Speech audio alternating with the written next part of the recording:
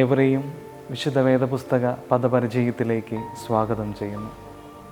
അപ്പോസ്തലനായ വിശുദ്ധ പൗലോസ് നിരന്തരം തൻ്റെ ലേഖനങ്ങളിലൂടെ യേശുക്രിസ്തു മൂലം വിശ്വാസത്തിൽ ദൈവകൃപയിലേക്ക് നമുക്ക് പ്രവേശനം ലഭിച്ചതിനെക്കുറിച്ച് പരാമർശിക്കാറുണ്ട്. റോമർക്കെഴുതിയ ലേഖനം 5-ാം അധ്യായം 3-4 വാക്യത്തിൽ ദൈവകൃപയിൽ പ്രവേശിച്ചാൽ കഷ്ടങ്ങളിൽ പ്രശംസിക്കുവാൻ സാധിക്കും എന്ന അതിമനോഹരമായ ആശയത്തെക്കുറിച്ച് പൗലോസ് രേഖപ്പെടുത്തുന്നുണ്ട്. 5-ാം അധ്യായം 3-ാം വാക്യത്തിൽ കഷ്ടത സഹിഷ്ണുതയെയും സഹിഷ്ണുത സിദ്ധതയെയും സിദ്ധത പ്രത്യാശയെയും ഉളവാക്കുന്നു എന്ന് അറിഞ്ഞ് നാം കഷ്ടങ്ങളിൽ പ്രശംസിക്കുന്നു എന്ന് രേഖപ്പെടുത്തിയിരിക്കുന്നു. അതിനാൽ ഈ വാക്യത്തിലെ വാക്കുകളെ നമുക്ക് കൂടുതൽ അടുത്തറിയുവാനായിട്ട് ശ്രമിക്കാം. കഷ്ടത സഹിഷ്ണുതയെ ഉളവാക്കുന്നു എന്ന് നാം വായിക്കുമ്പോൾ ത്ലിപ്സിസ് എന്ന ഗ്രീക്ക് പദമാണ് കഷ്ടതയെ സൂചിപ്പിക്കുന്നത് എന്നും പെർസിക്യൂഷൻ അല്ലെങ്കിൽ രക്ഷപ്പെടുവാൻ യാതൊരു മാർഗവും ഇല്ലാത്ത അവസ്ഥയെയാണ് ഈ പ്രയോഗം സൂചിപ്പിക്കുന്നത് എന്നും നാം മനസ്സിലാക്കണം.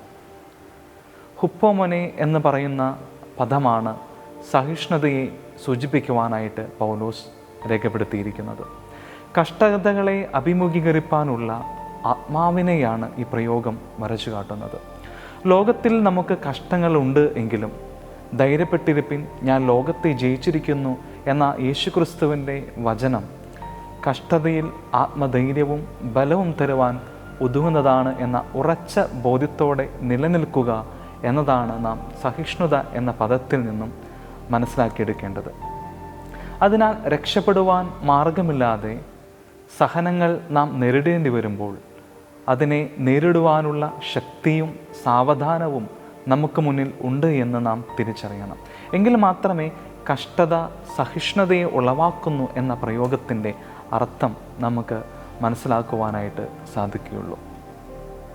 ഇനി സഹിഷ്ണുത സിദ്ധത പ്രത്യാശയെയും ഉളവാക്കുന്നു എന്ന് നാം വായിക്കുമ്പോൾ ഡോക്കിമോസ് എന്ന ഗ്രീക്ക് പദമാണ് സിദ്ധതയെ സൂചിപ്പിക്കുവാനായിട്ട് ഉപയോഗിച്ചിരിക്കുന്നത്.